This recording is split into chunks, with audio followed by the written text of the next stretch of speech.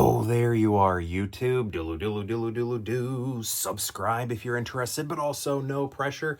Hey, it's another day in October, which means it's another day for us to head to the Halloween movie advent calendar to find out what movie we're watching today. Let's go head that direction. Here we go. Yep, October 28th. What are we watching today? Let me see. It is Beetlejuice. Don't say that 3 times. And we're gonna watch the original. This is not the sequel. This is a favorite and one of the movies we know very well. A lot of first-time watches in here, but here we're going with a classic. Beetlejuice. What's up, bud? Yeah, we're going with the classic.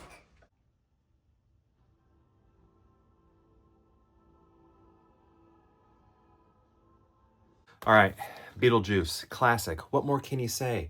Let me try and think of some things. When I was a kid, I was Beetlejuice for Halloween. Got the costume at a place called Venture, and this is funny. The store Venture had black and white stripes on it, diagonal, but still somewhat in the style of that Beetlejuice suit. The Beetlejuice outfit, as I remember, came with a mask. The only reason I say that is because when we were trying to buy, like one of those hard plastic masks, when we were trying to buy the Beetlejuice outfit, the person in the checkout said, "Oh, didn't you want the mask?" Basically they were noting there was no mask, right? Maybe it didn't come with one, or maybe they thought it did and didn't, or thought it did and it was actually gone. I don't know what. But I remember my mom saying, we'll paint his face. We'll paint it. And that's what we did. One of my mom's friends did everything, did the makeup for me, and then the hair, spiked it up, and then sprayed some like green or yellow color in there or something like that. And then I was Beetlejuice. But I don't think I have a single photograph of that, which makes me really sad. I also, one time I was Joker for Halloween. I think I was in probably kindergarten. I was in kindergarten in '89. So it was either kindergarten or first grade. I was Joker. But I also think I was someone else then. Here's the thing, like my parents are divorced, but back then, so it was like I would have like a Halloween outfit here sort of situation. And at my dad's, I think I was Joker for either kindergarten or first grade, I can't remember. But Beetlejuice, when was I him for Halloween? I need to look that up, see when they were selling that suit. But yeah, love Beetlejuice. This is probably a top tier, all-timer favorite film of mine. I need to rank them. It's so hard. Like I know like my top 6, and then after that I really don't know what to do. But I feel like Beetlejuice would probably be in the, easily in the top 50 for sure, but like top 25, I don't know. Maybe. I love it. I feel like I have a strong connection to it. I also love the animated show. Love the animated show. And I think maybe that my suit might have been for the animated show. I don't know. We should look into that too, when those things dropped. Kevin Thomas of the Los Angeles Times says, uproarious, irresistible, a dazzling display of director Tim Burton's unique pop culture sensibility. Yeah, cool. Michael Keaton, right? Batman's in this, right? And when I'm watching Batman, am I like, Beetlejuice is in this, right? Catherine O'Hara. Look at that. She's right here. I don't think I've ever really paid attention to anything else on this cover except the 3 of them, the Maitlands and Beetlejuice. But look at that. You got the Dietz family over here. You got that dude right there with the shrunken head and everything. You got the Maitland face stretch right there.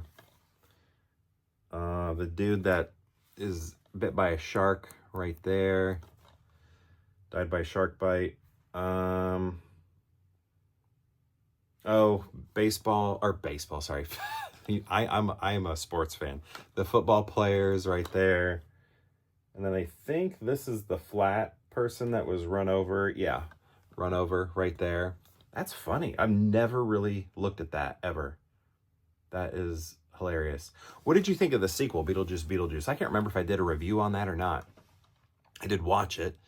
I thought it was good, but you know, it's like you're not going to create a classic. Like, I just don't think you can create a classic when you have a classic. You start with a classic, then it's like people are like, "Oh, we want another one. We want another one." Do we? We have the classic, because the sequel's never going to live up to the first one. Yeah, I don't know. It's like you got to do them right away or never. Because also another example, Anchorman, funny, funny, funny. Then they waited too long and then made a bad sequel. Zoolander, funny, funny, funny. Waited too long, made a bad sequel. It's just not the way to do it. There's probably is an example. I mean, here's the thing. Jurassic Park already made sequels, and then the third one was already so bad, so I'm cool with them making Jurassic Park movies until we land on a high note. So there's that. That's a whole different situation. Same thing with like Indiana Jones. Just, you know, they should have stopped at 3, and then they made Crystal Skull, which, you know, has grown on me over the years, but it's like you have to keep making them until you make a great one now. That's the way I look at it. Don't stop. Don't be like, oh, the franchise is dead. In my eyes, if a franchise is dead, you need to keep making movies until you land on something great. It's like Fast and the Furious should have stopped at Fast and Furious 5, right? That would have been great. You know, that would have been cool.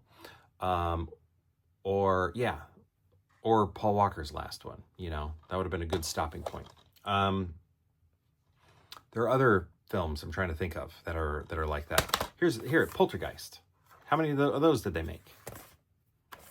I don't think they should make a remake. They should just continue this story. Continue that story. The story. I don't know. But anyway, Beetlejuice, fantastic film. There's nothing more I can say on it. Everybody said everything. It's just a great movie. We all love it. I had the toys. I had the Play-Doh set. Love the film. But my question is, have you seen this movie? Of course you have. And what do you think of it? I'd love to know. Let me know in the comments below, and perhaps we'll see you tomorrow for more Pure Hangout.